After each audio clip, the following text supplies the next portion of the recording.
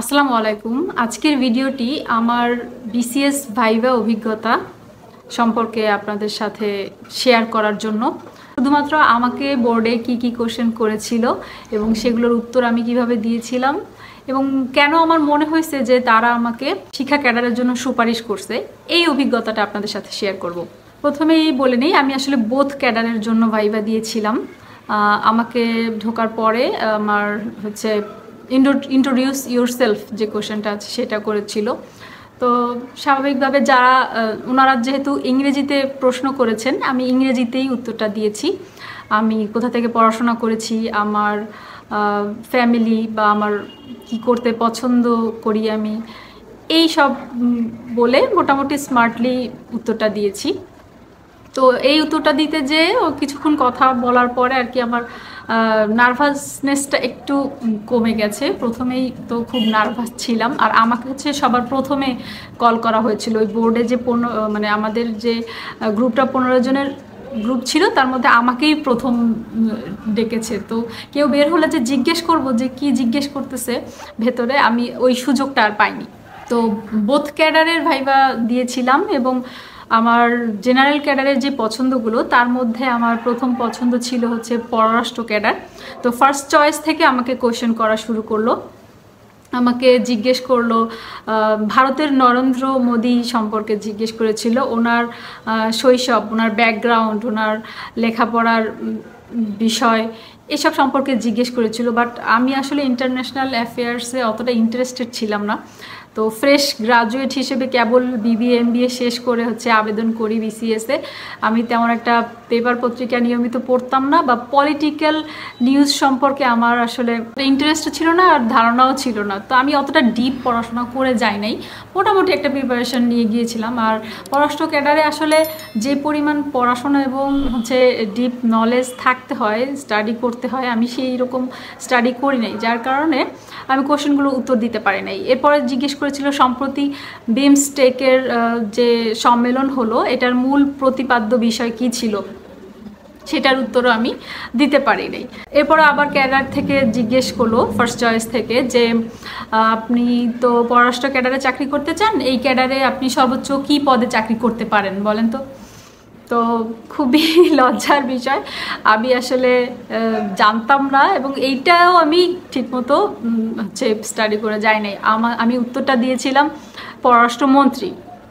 তো শুনে বোর্ডে আসলে ওনারা একটু হেসে দিল মুচকি।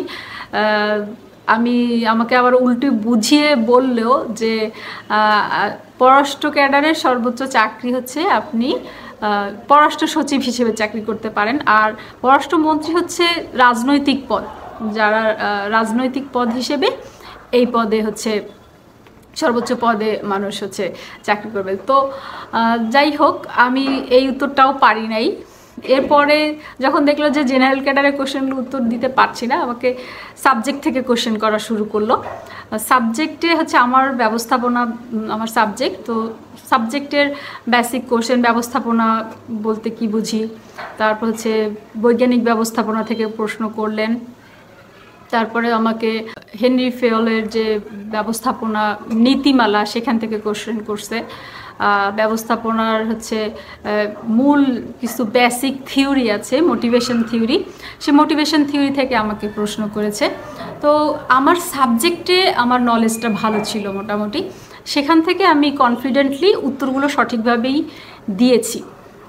ফ্যাক্ট যেটা হচ্ছে, বোর্ড থেকে আমার যে উত্তরটা, কয়েকটা উত্তর নিতে চায় নাই, নেয় নাই, না এটা তো আসলে এইরকম না, বা তার যে স্যার ছিলেন উনি ওনার মতো করে উত্তরটা বললেন। তো আমার উত্তরটা না নিয়ে আসলে আমার যেটা মনে হয়েছে, আমাকে টেস্ট করেছে যে আমি আমার উত্তরে কনফিডেন্ট কিনা, আমি কনফিউজড কিনা, যে পরে আমি আবার ঘুরিয়ে বলি কিনা। তো আমি আমার মতো করে, আমি তো যে জানি আমার কনসেপ্ট পুরো ক্লিয়ার, আমি ওইভাবে করে উত্তরটা দিয়েছি। এবং সে যখন উত্তরটা নেয় নাই, তখন আমি তার সাথে কথার বার্গেনিং যাই নাই। তো এভাবেই হচ্ছে আমি সাবজেক্টের বিষয়ে মোটামুটি স্মার্টলি, কনফিডেন্টলি আমার উত্তরগুলো দিয়েছি। সাবজেক্টের বিষয়ে প্রশ্ন করা শেষ হলে আমাকে আর বেশিক্ষণ রাখে নাই, মোটামুটি থেকে 20 মিনিটের মতো ছিল পুরো সেশনটা। ওভারঅল কনভারসেশনটা আমার কাছে মনে হয়েছে যে তাদের সাথে আমি কিছু কোশ্চেন না পারলেও যেটা পারছি আমি সেটা কনফিডেন্টলি উত্তর দিছি, আর যেটা পারি নাই সেটা আমি বলে দিছি যে আমি এই মুহূর্তে মনে করতে পারছি না, বা ঠিক আমি সরি আমি জানি না।